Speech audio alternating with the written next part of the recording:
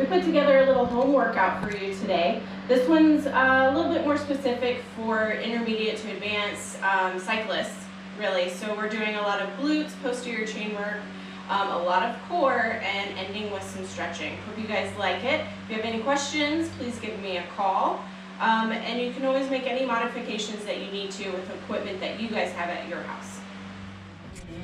All right, so one of the exercises we're doing today are front squats.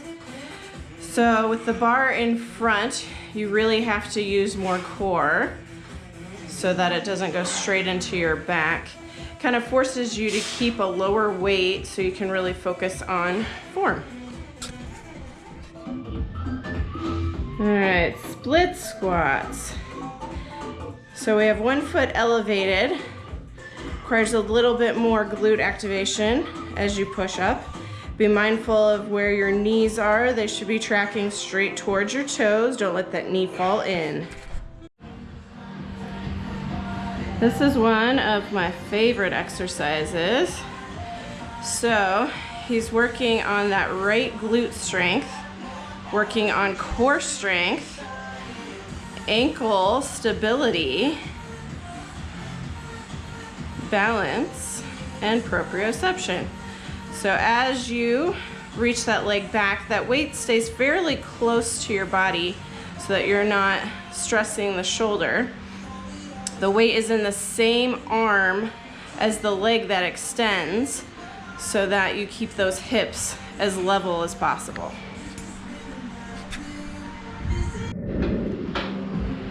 So we got our push-ups. We're doing it on a balance board, unstable surface, creating a little bit more core activation. Push-ups are important for cycling because you got to be able to push those bar handles. All right, we got the clamshells. We're at the beach. Yes, beach body. So working hip abductors, glute meads.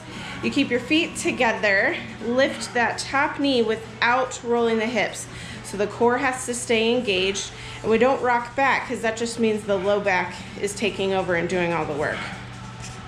And then we have to do both sides. So this exercise is good because it keeps that pelvis stable. Without those glute med firing, we start getting that hip drop. Doing a little bit more work on the balance board.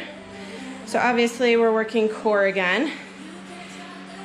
Also alternating knee to elbow creates a little bit more rotation. And that oblique rotation strength is pretty important while you're on your bike. All right, time to stretch. So probably the most important muscle group to stretch for any cyclists, runners, people who sit, so everyone, is the hip flexor stretch. So you get in a 90-90 position. That back should be straight. To get more of a stretch, you're gonna squeeze your glutes and tilt that pelvis so slightly, and then reach that same arm up in the air. Now, I usually have people hold this for over a minute because this muscle is a really strong one and it's used to withstanding tension for a long time. So we're also doing a figure 4 stretch. We did a lot of glute work today. So for this one, you just cross your ankle over your opposite knee. Now, for those of you who have a little less flexibility, you can always keep that foot down and just use your hand to kind of lightly guide it out. There's my coach here. And this one you're going to hold for at least 30 seconds up to a minute. Each side.